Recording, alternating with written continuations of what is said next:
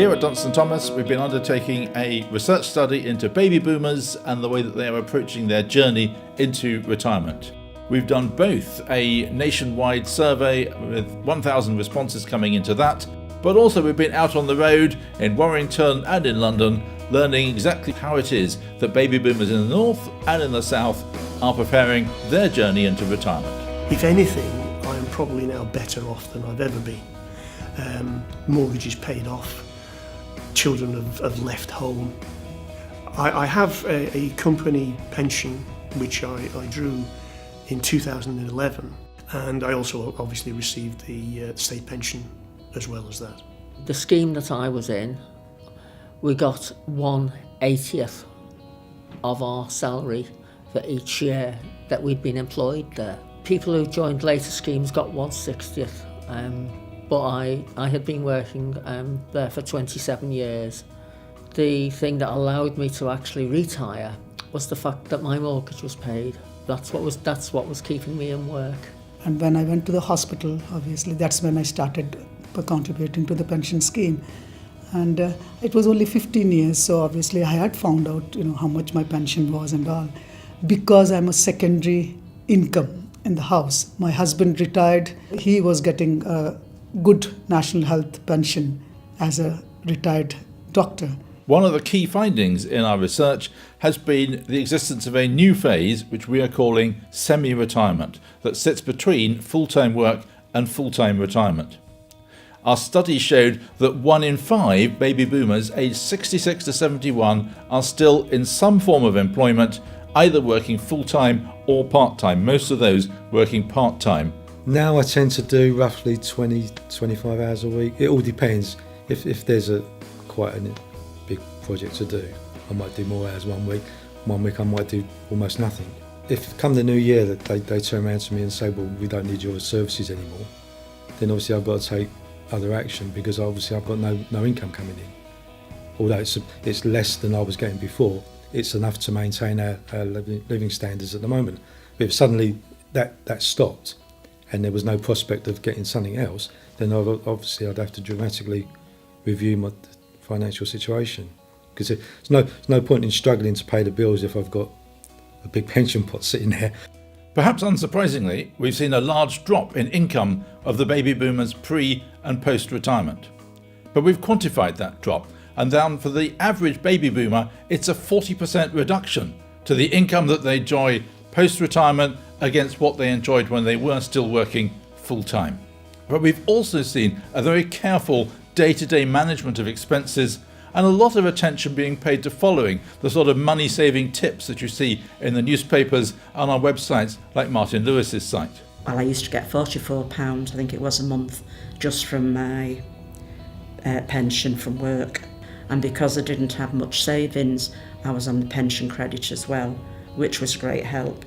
Then you got free council tax, free prescriptions, glasses, teeth, things like that, dentists. So I wasn't sort of too bad. I'd managed to pay the mortgage off, which wasn't a great deal. And I didn't have any debts then, so and I've got the higher amount on my disability living allowance. So wouldn't say I was well off, but I could manage. I got the pension when I retired, basically. So it was a bit less than £600 a month. But with my partner, we managed saving a bit here, a bit there, but we managed to survive, basically. When they cut the hours, I was about 59. Of course, the age for retiring had gone up, and I was forecast to retire at 66. Which is something I didn't really want to do, so I decided that I'd try to aim for about 64 years old when I would retire by selling my house, which had increased in equity, and buy something somewhere else, a cheaper area, so I could fund up to my retirement, probably two years, by what I made on the house, and then after that, when I do retire at 66, have my state pension. At Dunstan Thomas, we're a technology company, so we don't interact directly ourselves with baby boomers. But the reason that we've undertaken this study of the baby boom generation, and in particular their walk through into retirement, is to try and shed some light onto the situation so as to help the product providers and the financial advisors that are dealing directly with the baby boomer generation. I decided to engage an independent financial advisor because the sum involved was too large to take a risk with, and I wanted to plan for my future securely. So on his advice, he suggested I shopped around for an annuity provider, which we did. In fact, we went 2 or 3 different annuity providers to spread it around. I felt I got all the advice I needed through my IFA, and I think the actual pension provider was a bit sort of like sort of a silent partner, because everything went through him and he advised me which one was best. I trusted his advice and I got the paperwork through from Legal and General. The civil service who I used to work for provided a pre-retirement course. It was a whole day's course and we got a lot of information off it, and information that we could actually take home. So we could look at all different options. I had 4 small pension pot, personal or company pension, and I need to consolidate them and get an annuity, the best possible annuity out of the little pot, because unfortunately I start to contribute in personal pension quite late in life. To be able to work with pension provider, my pension providers, once establish what is needed, to be able to have this more tailor-made contact with me or with other people like me, if it's the case.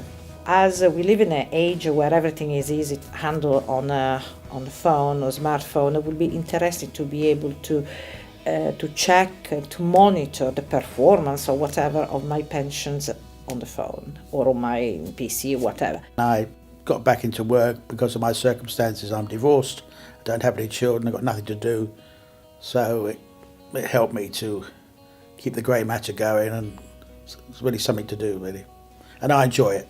I don't think I ever really wanted to retire. In fact, it's something I've been quite frightened of over the years. I could never imagine a life without work, because I think to a very large extent in our society, particularly if you've been a bit successful, you're defined by your work.